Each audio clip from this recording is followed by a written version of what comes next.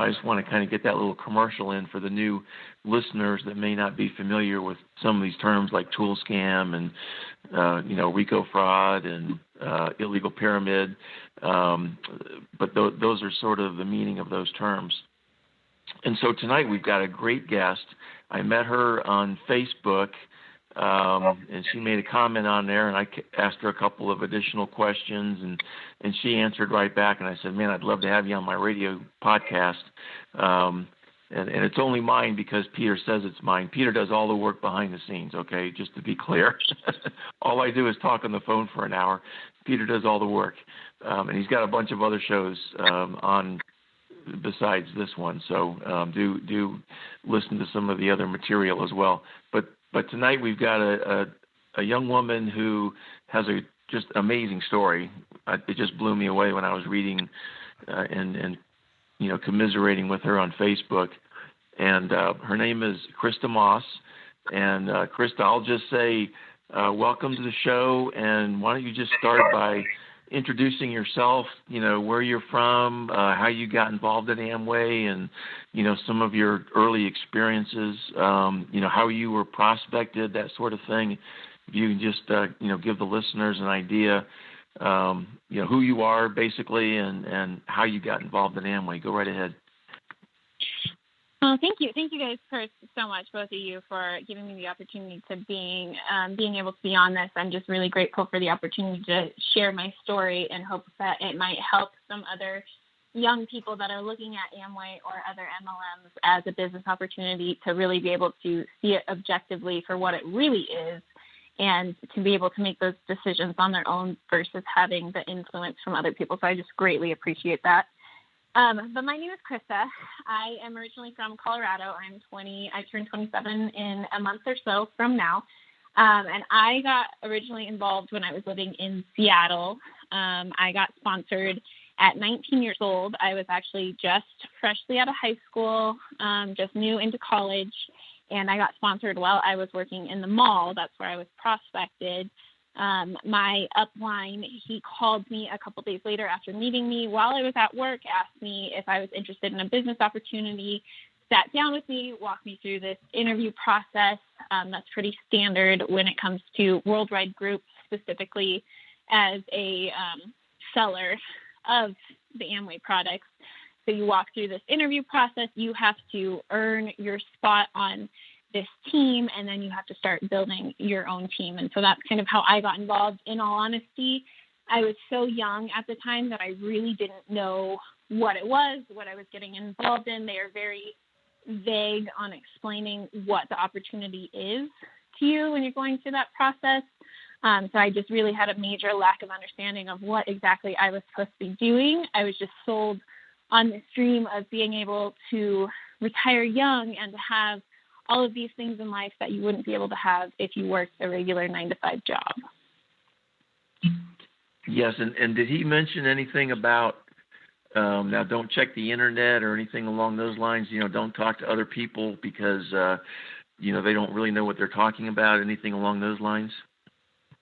Yes, he did, but it came later within the interview process. I remember when I got the call, they don't say anything about Amway. It's just business opportunity. If you ask what it is, they beat around the bush when it comes to explaining it to you. So I don't think I actually found out that it was Amway until I was at like our 4th or 5th meeting at that point.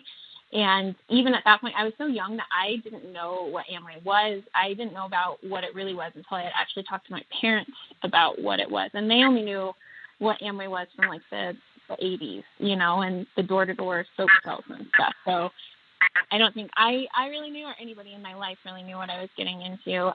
But later down the road, they did say, you shouldn't be Googling anything. You shouldn't ask your friends and family about anything because they don't have a financial vested interest in you, was what they said. They have an emotional but not a financial vested interest in you. And we want what's best for you financially because everybody wins if we have the financial vested interest in you. Right, and that's kind of what they told me when we joined in 1993, which is probably about when you were born. But of course, that was before the internet. And so they would say, now don't talk to your neighbors, friends, relatives, coworkers, because they'll probably have an idea of the old Amway, and this is the new Amway, and it's totally changed, and you're going to get a, just an old-fashioned opinion that's not accurate, and it just isn't credible. And then when the internet came along, they said things like, well, the internet's got a lot of garbage on it. It's like driving down the highway and you stop at a truck stop and you go into the bathroom and all that stuff that's on the bathroom walls. So, you're gonna read a bunch of junk, but it's not true because we have your best interest in heart, of course. And we're here to make you succeed. So, take that for what it's worth as far as, reading those bathroom walls on the internet. That was kind of the approach they took with us. Now, I know that from the Facebook post that you had, as well as the brief conversation we had earlier today, that your upline and you started eventually to date. Was that your sponsor or someone above your sponsor? So that was my direct sponsor, who, when I had met him, he was 26 years old, and I was 19. He, at that point, had been involved since he was 18 years old, living in Montana, and then moved to Seattle. So he had already been involved for 8 years at the time that I had met him, and he was just at that 8-year point finally starting to get a little bit of recognition and actually, I don't want to say making money, because I genuinely don't really think that he was ever really making a whole lot of money, but reaching those pin levels that they promoted. That's kind of where he was at. So when I had met him, he was just such an ambot to the core. You get what I fell in love with was the little glimpses of who he really was, but like it was just Amway to his soul through and through. And so, yeah, he was just completely gone by the time that I had met him. But we started dating maybe 2 or 3 months into me being sponsored, and we were together for about a year. And I think you mentioned he was a silver level at the time that you were sponsored? Yeah, he was just getting into his silver pin level when I had just gotten sponsored, and by the time that we broke up, he was in the platinum level, and then he did end up marrying the daughter of a crown within the Worldwide Dream Builders group. At that point, he actually completely left the entire business that he built and moved into his wife's business because of the way that the legacy and the downline stream works with passing along your business. Okay, so he moved over to that was one of the Duncan brothers, right? The daughter of one of the Duncan brothers? Yeah, the daughter of Brad Duncan, Brooke Duncan is who he ended up marrying.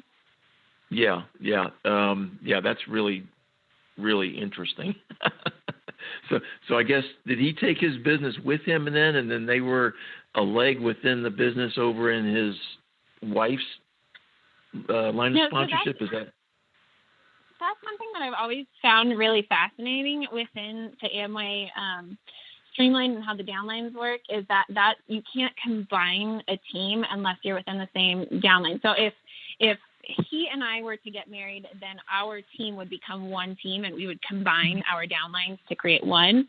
But because she was in a completely different downline stream, he had to completely abandon his team. He gave it to his upline, and then he switched over to her team. So he completely left his entire team to go integrate with the team that she had built, because when the parents retire or pass or however that works, they will inherit that business as the eldest child of that family.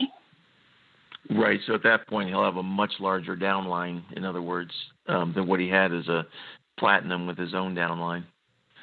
Right. And in my personal opinion, I think that he eventually might have realized that it was a little bit more difficult than he was sold it to be, and that might have been why he ended up marrying somebody as a downline of somebody that was really high up within the Worldwide Dream Builders group. Yeah, I mean, it's definitely easier to build a business when you're the son or daughter of, one of these, one of these crowns or diamonds or whatever, because you'll get the attention, you'll get the help. There's no doubt about that. And it really takes that, really, to put a large business together. If you don't have that upline support, then it's really difficult, to go anywhere beyond probably platinum, I would say. People have done it, but it's hard. Very hard. It's hard just to get to silver. I mean, that's unusual.